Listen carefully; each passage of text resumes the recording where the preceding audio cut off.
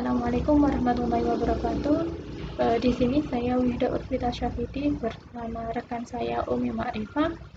Kami dari kelompok 1 akan memaparkan hasil PowerPoint kami yang berjudul Filosofi Matematika menurut pandangan realisme dari jenis Platonisme dan Aristoteles serta logistisme. Selanjutnya akan kami jelaskan mengenai realisme.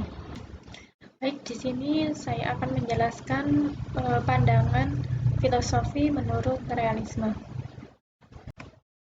Nah, di sini ada pandangan dari realisme.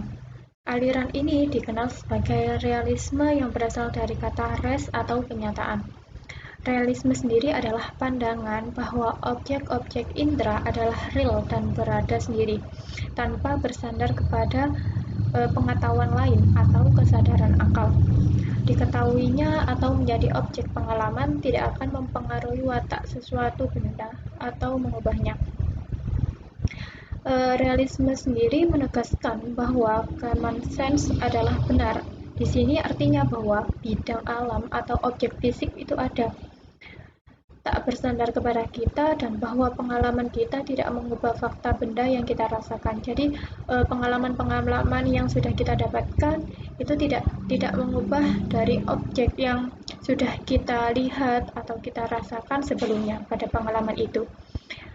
Selanjutnya dalam perspektif epistemologi realisme menyatakan bahwa hubungan antara subjek dan objek diterangkan sebagai hubungan di mana subjek mendapatkan pengetahuan tentang objek murni karena pengaruh objek itu sendiri dan tidak tergantung oleh si subjek. Jadi ketika kita melihat sebuah objek itu tidak mempengaruhi sebuah objek tersebut dari si subjeknya, dari kita, seperti itu. Selanjutnya ada tokoh aliran dari pandangan realisme. Yang pertama ada John Locke, yang kedua ada Johann Amos, yang ketiga ada Francis Bacon. Ini adalah tokoh-tokoh dari pandangan realisme itu sendiri. Nah, untuk tokoh yang lain akan dijelaskan pada slide selanjutnya. Selanjutnya ada dari epistemologi realisme. Realis sendiri mempercayai bahwa pengetahuan yang didapatkan berasal dari hal-hal nyata yang ada di sekitar manusia, bukan berasal dari pemikiran manusia, dan pengetahuan manusia sendiri yang dipengaruhi oleh alam.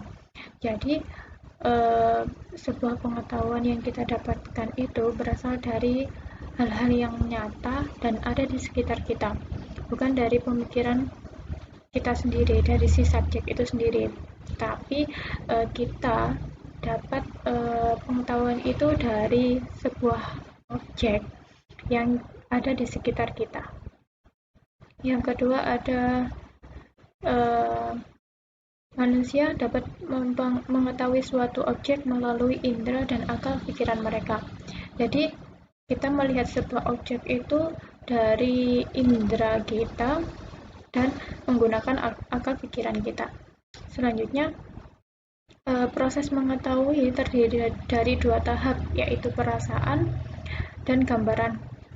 Nah, yang pertama, orang yang mengetahui melihat sebuah objek dan panca indera merekam data di dalam pikiran seperti warna, ukuran, berat, atau bunyi. Jadi proses mengetahui itu berasal dari sebuah perasaan, dan itu contohnya seperti melihat sebuah warna, melihat sebuah ukuran, berat, ataupun bunyi. Selanjutnya ada ontologi realisme.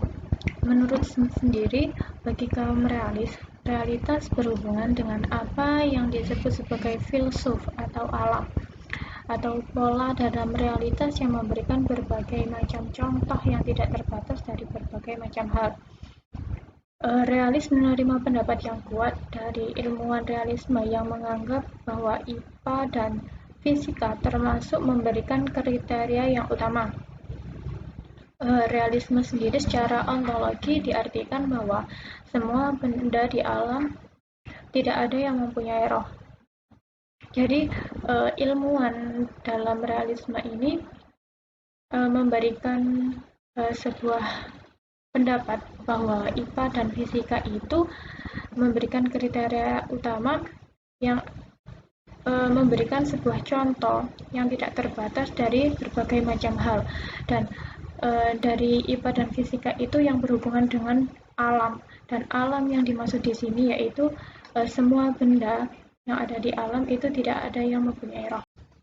Selanjutnya ada jenis-jenis dari realisme. Yang pertama ada pandangan menurut Platonisme, dan yang kedua ada pandangan menurut Aristoteles. Untuk slide selanjutnya kita akan menjelaskan mengenai pandangan Platonisme. Selanjutnya akan kita jelaskan mengenai pandangan dari jenis Platonisme sendiri. Ada sejarah dari Platonisme. Yang pertama, Platonisme terinspirasi oleh teori terkenal Plato tentang bentuk abstrak dan kekal. Beberapa pihak dalam perdebatan kontemporer tentang Platonisme membuat klaim bahwa penafsiran yang kuat tentang pandangan Plato, meskipun pandangan Plato ini yang kita sebut dengan Platonisme terinspirasi oleh teori terkenal Plato mengenai bentuk abstrak dan kekal. Nah, Platonisme sekarang didefinisikan dan diperdebatkan secara independen dari inspirasi asli sejarah sendiri. Jadi dari Platonisme ini terinspirasi oleh teori-teori yang berhubungan tentang bentuk abstrak dan kekal. Selanjutnya, yang kedua ada kebenaran matematika, tidak termasuk klaim bahwa murni kebenaran itu diperlukan. Walaupun dari hal ini secara tradisional telah dibuat oleh kebanyakan Platonis, tapi Platonisme matematika sendiri termasuk klaim bahwa semua kebenaran matematika itu tidak termasuk bahwa kebenaran yang harus murni diperlukan. Selanjutnya ada filosofis Platonisme matematika. Platonisme matematika akan memberikan tekanan besar pada teori naturalistik suatu pengetahuan. Nah, terdapat sebuah anggapan bahwa ada sedikit keraguan bahwa kita memiliki pengetahuan matematika. Dari sini, Platonisme matematika menetapkan bahwa kita memiliki pengetahuan tentang objek-objek yang abstrak. Nah, ada sebuah anggapan bahwa kita itu tidak mempunyai pengetahuan mengenai matematika. Dari segi Platonisme sendiri menetapkan bahwa kita memiliki sebuah pengetahuan yang abstrak dari objek-objek yang abstrak seperti itu. Selanjutnya ada matematika merupakan disiplin ilmu yang berhasil baik dalam matematika itu sendiri maupun sebagai alat untuk ilmu-ilmu lainnya. Jadi dari segi Platonisme ini berpendapat matematika itu tidak digunakan pada ilmu matematika sendiri, melainkan pada pengetahuan ilmu yang lainnya. Jadi saling berhubungan dengan ilmu-ilmu lain. Selanjutnya ada keberadaan dalam Platonisme matematika. Yang pertama ada keabstrakan, yang kedua ada keindependenan. Yang pertama keabstrakan, pada standar filsafat keabstrakan relatif tidak kontroversial. Di antara beberapa filsuf telah menantang, salah satunya adalah Hamadi pada tahun 1990 mengenai himpunan yang tidak murni, dan Bigelow pada tahun 1988 mengenai suatu himpunan dari berbagai jenis angka. Nah, dari kurang relatifnya sebuah kontroversi berarti pertahanan dari beberapa eksplisit keabstrakan telah dikembangkan oleh beberapa tokoh tersebut. Selanjutnya ada keindependenan. Keindependenan sendiri menyatakan bahwa objek matematika adalah independen dari tingkat kecerdasan, bahasa, pola pikir, dan praktik. Objek fisik yang biasa menyediakan suatu model baik untuk apa suatu objek tersebut independen dari kita dan aktivitas kita sendiri, tetapi belum jelas bahwa apa yang membuat objek tersebut tidak independen. Di sini akan diulas dari beberapa filsuf tentang Platonisme matematika sendiri. Selanjutnya kita akan membahas jenis Platonisme yang kedua, yaitu pandangan dari Aristoteles. Selanjutnya ada dari Aristoteles. Realisme Aristoteles sendiri didasarkan pada prinsip bahwa ide-ide atau bentuk bisa ada tanpa sebuah masalah, tapi tidak bisa eksis tanpa bentuk. Aristoteles sendiri menyatakan bahwa setiap bagian materi memiliki sifat-sifat yang universal dan khusus. Nah, contohnya di sini adalah semua orang berbeda dalam sifat-sifat mereka, dalam bentuknya maupun ukuran yang tidak sama antara satu orang dan orang yang lain. Nah, dalam hal ini dari Aristoteles sendiri berbagi sesuatu yang universal yang disebut sebagai kemanusiaan. Nah, pandangan Aristoteles yang lebih realitas daripada Plato yang didasarkan pada hal yang konkret. Yang Plato sudah kami bahas sebelumnya, ia terlebih dahulu memandang kepada yang konkret dan yang nyata. Ia bermula dengan mengumpulkan fakta-fakta. Nah, fakta-fakta itu disusun menurut ragam dan jenis atau sifatnya dalam suatu sistem. Kemudian ditinjau dari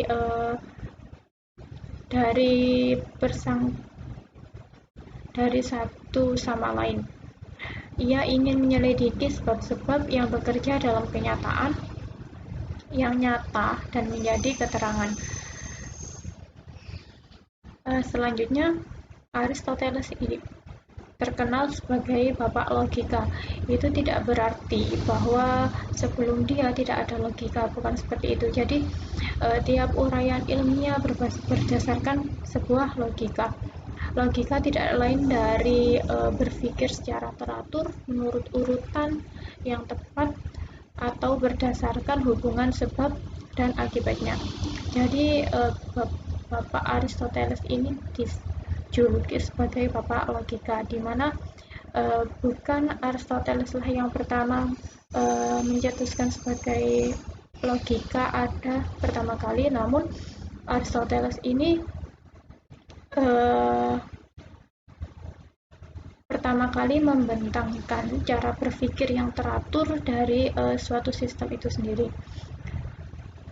Selanjutnya, menurut Aristoteles, realitas yang objektif tidak tertangkap dengan pengertian, tetapi bertepatan dengan dasar-dasar metafisika dan logika yang tinggi. Jadi, menurut Aristoteles itu sebuah realitas yang objektif itu tidak didasarkan pada sebuah pengertian, melainkan dengan sebuah dasar-dasar metafisika dan sebuah logika itu sendiri. Nah, untuk pembahasan selanjutnya mengenai pandangan menurut aliran logisme akan disampaikan oleh rekan saya, Pak Umi Marifah. Silakan. Sebelumnya, terima kasih Mbak Wihda atas waktunya. Nah, di sini saya Umi Makrifah akan melanjutkan presentasi dari Mbak Wihda, yaitu tentang materi logisisme.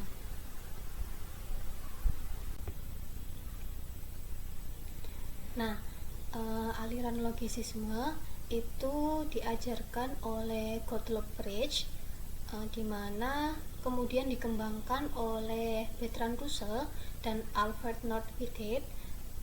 Mereka berpendapat bahwa matematika itu adalah cabang dari logika, atau lebih tepatnya matematika itu merupakan sebuah perkembangan lebih lanjut dari logika, di mana logika itu tidak hanya merupakan sarana yang dipakai dalam matematika, akan tetapi bahkan merupakan induk dari matematika itu, sehingga semua konsep matematika itu dapat dinyatakan dalam sebuah konsep-konsep logika, dan semua teorema matematika itu dapat diturunkan dari teorema logika itu.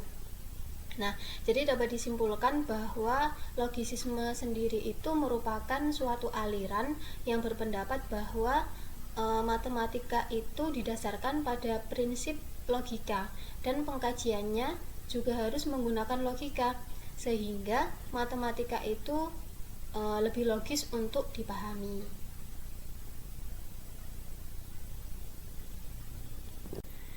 Selanjutnya, di sini ada salah satu tokoh dari aliran logisisme, yaitu Bertrand Arthur William Russell pada tahun 1872 sampai 1970, di mana beliau menerbitkan sebuah bukunya yang berjudul The Principle of Mathematics. Nah, di dalam bukunya tersebut, dia itu mengemukakan bahwa matematika dan logika itu berkembang secara bersamaan seperti anak kecil dan orang dewasa. Mengutip pernyataannya beliau di dalam bukunya, yaitu they different as boy and man, logic is the youth of mathematics and mathematics is the manhood of logic. Di mana pernyataan tersebut itu berarti perbedaan mereka itu seperti anak kecil dan orang dewasa, di mana logika itu merupakan masa muda dari matematika, dan matematika itu merupakan masa dewasa dari logika.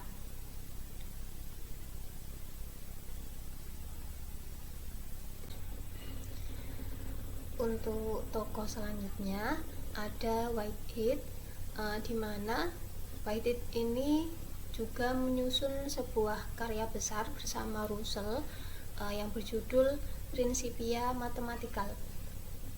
Nah, di mana di dalamnya itu menjelaskan secara terperinci untuk memperlihatkan bagaimana matematika itu dapat diturunkan dari logika, mulai dengan konsep-konsep dan proposisi-proposisi logika, melalui deduksi-deduksi logis mereka sampai pada konsep-konsep dan teorema-teorema matematika. Nah, jadi sebagai usaha dalam rangka untuk membangun dasar yang kokoh bagi matematika, mereka berdua itu melalui bukunya menjelaskan secara terperinci dan mendetail untuk memperlihatkan bagaimana matematika itu dapat diturunkan dari logika. Nah, melalui dengan konsep-konsep dan proposisi-proposisi logika, melalui deduksi-deduksi logis, sampai pada konsep-konsep dan teorema-teorema matematika.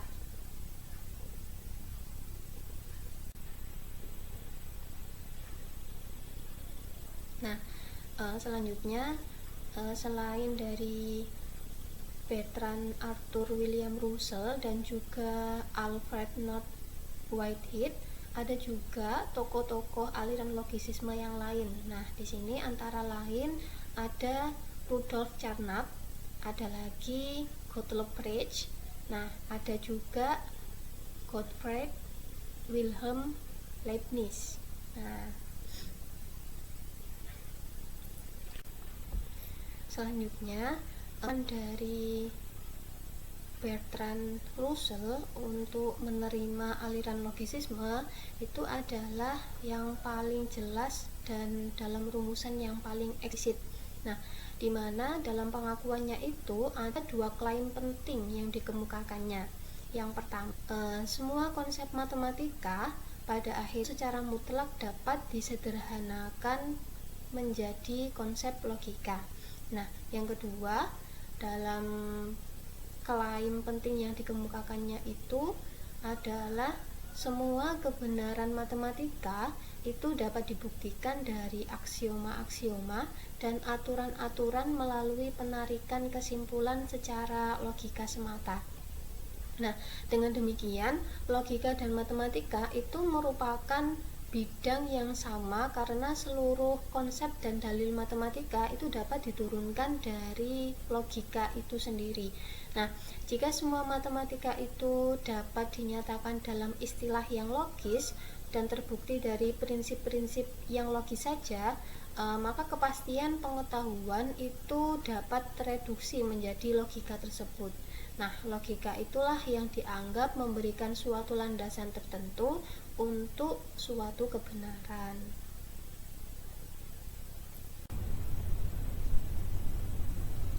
Namun, pernyataan Ernest tahun 1991 itu mempertanyakan pernyataan matematika dalam aliran logisisme tersebut, di mana yang menjadi keberatannya atau pernyataannya yaitu yang pertama, bahwa pernyataan matematika itu sebagai implikasi pernyataan sebelumnya.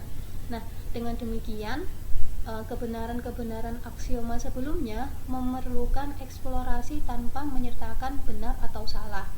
Nah, hal itu mengarah pada kekeliruan karena tidak semua kebenaran matematika dapat dinyatakan sebagai pernyataan implikasi. Yang kedua, teorema ketidaksempurnaan menyatakan bahwa bukti deduktif tidak cukup untuk mendemonstrasikan semua kebenaran matematika. Oleh karena itu, reduksi yang sukses mengenai aksioma matematika melalui logika belum cukup untuk menurunkan semua kebenaran dalam matematika. Yang ketiga, kepastian dan keajekan logika itu bergantung kepada asumsi-asumsi yang tidak teruji dan tidak dijustifikasi, di mana program logis itu mengurangi kepastian pengetahuan matematika dan merupakan suatu kegagalan prinsip dari aliran logisisme tersebut. Nah, logika tidak menyediakan suatu dasar tertentu untuk pengetahuan dari matematika.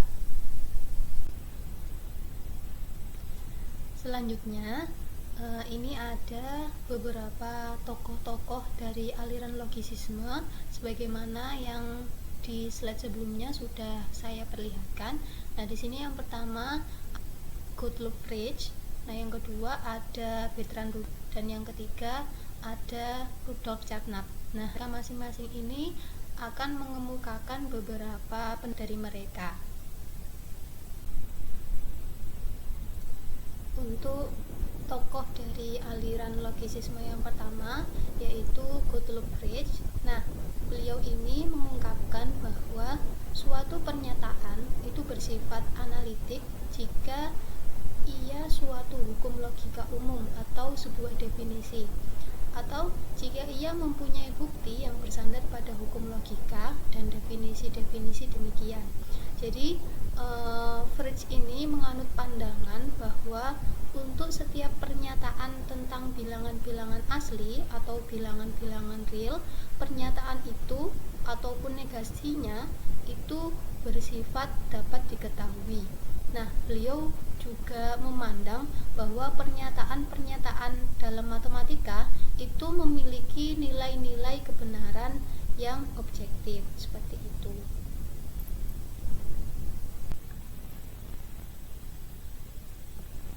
Untuk tokoh dari aliran logisisme yang kedua, ini ada Bertrand Arthur William Russell. Nah, Bertrand Russell ini memandang bahwa penjelasan dari Frege tentang bilangan-bilangan asli sebelumnya yang sebagaimana sudah saya jelaskan di slide sebelumnya itu memandang bahwa substansinya itu sudah benar. Nah, untuk melihat paradoks Russell diperoleh, kita harus lebih dahulu melihat bahwa beberapa konsep berlaku pada himpunan-himpunan dan ekstensi dari konsep-konsep itu adalah himpunan-himpunan yang memuat himpunan-himpunan sebagaimana elemen-elemennya. Nah, paradoks Russell dapat dianggap timbul dari asumsi bahwa jika kita mungkin mengumpulkan beberapa objek itu yang sudah ada. Nah, Bertrand Russell berhasil memperlihatkan bahwa dua buah klaim dari aliran logisisme berikut itu dapat diselesaikan dengan logika, yaitu yang pertama, seluruh konsep matematika secara mutlak itu dapat direduksi ke dalam konsep logika. Nah, yang kedua, seluruh kebenaran matematika itu dapat dibuktikan dari aksioma-aksioma atau aturan-aturan inferensi dalam logika itu sendiri.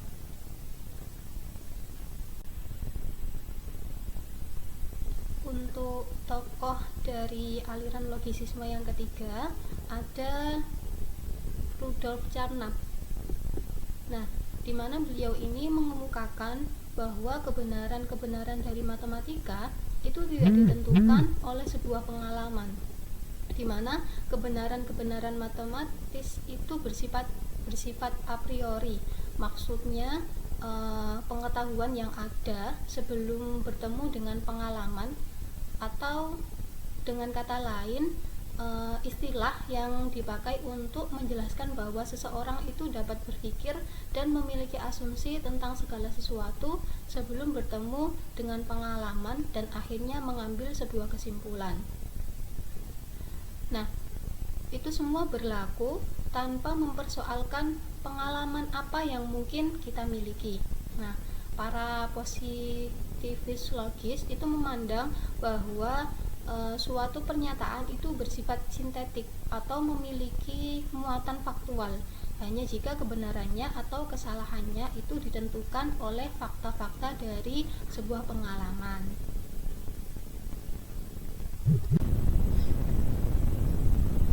Berikutnya ada neologisisme. Nah, neologisisme ini mempertahankan dua tesis berikut ini.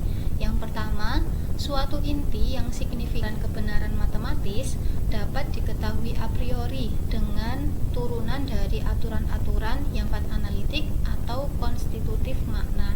Nah, maksud a priori sendiri itu merupakan suatu pengetahuan yang ada sebelum bertemu dengan pengalaman, atau dengan kata lain istilah yang dipakai untuk menjelaskan bahwa seseorang itu dapat berpikir dan memiliki asumsi tentang segala sesuatu sebelum akhirnya mengambil sebuah kesimpulan.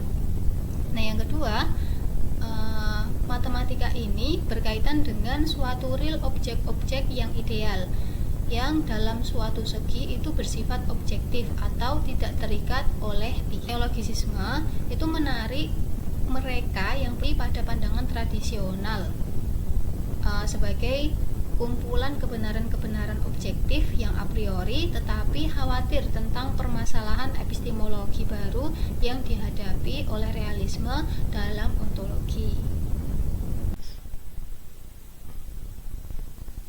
Untuk yang terakhir, yaitu tentang pandangan terhadap aliran logisisme. Yang pertama, pandangan aksiologi moral, di mana aturan-aturan dan segala sesuatunya itu berasal dari nalar manusia.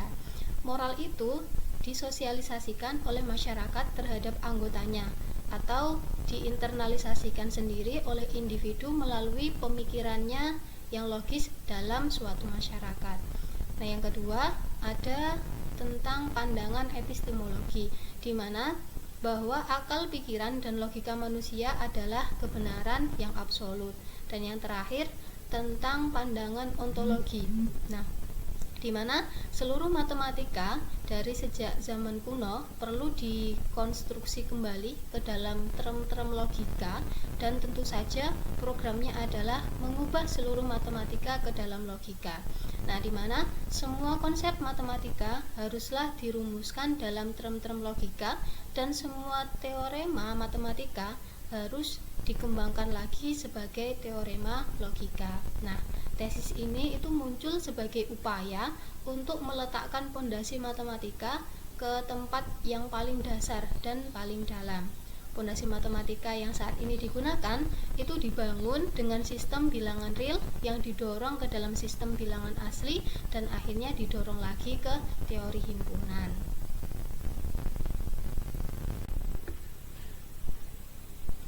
Mungkin kiranya itu yang dapat kami sampaikan. Apabila ada salah ucap maupun sikap, kami mohon maaf yang sebesar-besarnya. Akhir kata, wassalamualaikum warahmatullahi wabarakatuh.